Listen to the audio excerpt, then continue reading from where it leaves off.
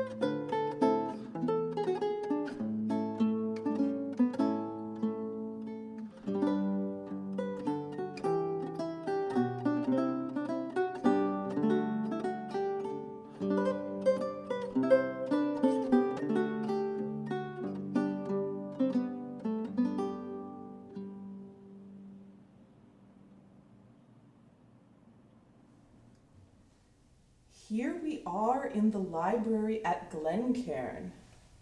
And here we see our choir book. A choir book is a book of music that would have been used by singers who were probably monks or nuns in the medieval period in church. And you'll notice how big this book is. It's so big because the entire choir would have stood around it and shared it as they sang. This particular choir book is from Spain, and it is over 460 years old. And the music it contains, Gregorian chant, is hundreds of years older than that. Let's look for our piece, Regina Caeli. This book was clearly well used, as you can see by the marks on the corners where people turned it. So I'm turning it very gently.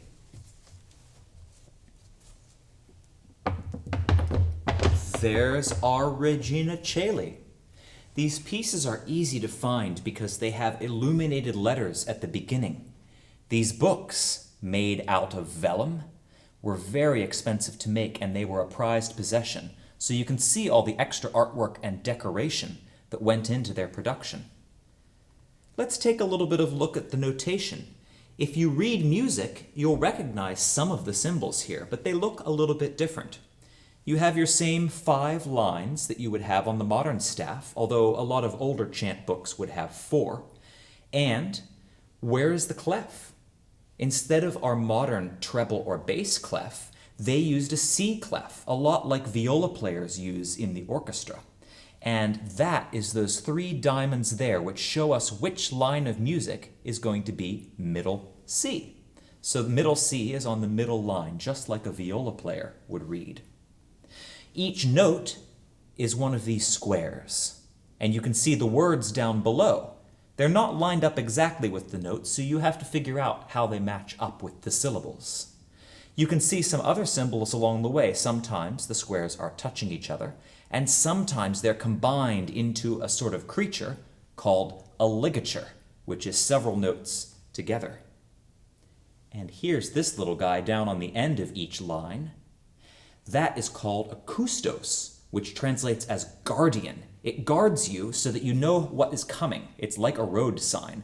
The next note is going to be wherever that kustos is. This one's on the middle line, and so if you look over here, the next note is on the middle line. Isn't that helpful? Well, let's try singing a little bit of this piece together.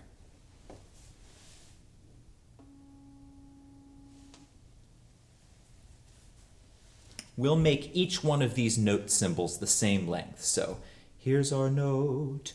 Ready? Go. Regina Caeli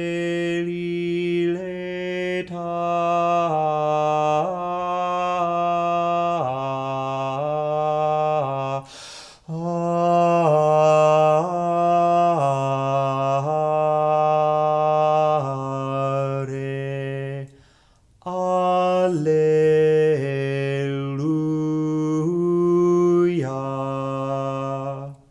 This sort of antiphon in a book like this would have been sung very often at evening church services, and so many of the monks and nuns knew it very well.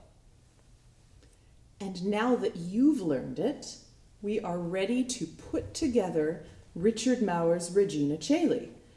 Richard Mauer used this famous melody as the middle voice in his 3-part piece. You sing along with the chant, and we'll sing the other 2 parts. And as we sing this together, imagine what it would have been like to hear this beautiful harmony back in the 15th century.